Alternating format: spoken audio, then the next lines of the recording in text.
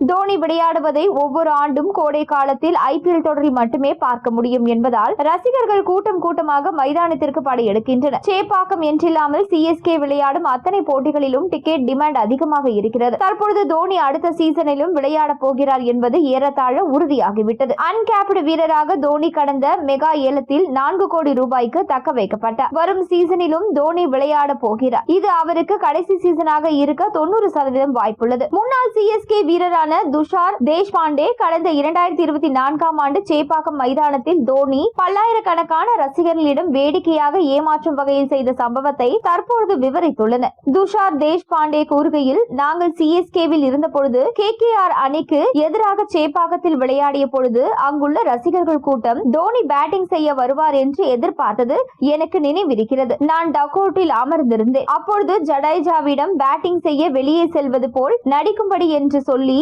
என்னிடம் கூறினார். நான் ஜடேஜாவிடம் சென்று அதையே சொன்னேன். அப்பொழுது அவரும் களமிறங்குவது போல் சென்று பின்வாங்கினார். தோனி பின்னால் இருந்து நடந்து வந்தார். நான் இந்த முழு காட்சியையும் பார்த்து கொண்டிருந்தேன். ஜடேஜா வெளியே வந்த பொழுது கூட்டம் அமைதியாகிவிட்டது. திடீரென தோனி பின்னால் இருந்து வந்து பேட்டிங் செய்ய வெளியே வருவதை பார்த்து அரங்கமே உற்சாகத்தில் கூச்சலிட்டது. எனவே அது ஒரு விதத்தில் வேடிக்கையாக இருந்தாலும் கூஸ்பம்ஸை கொடுத்த தருணமாக இருந்தது என குறிப்பிட்டுள்ளார்.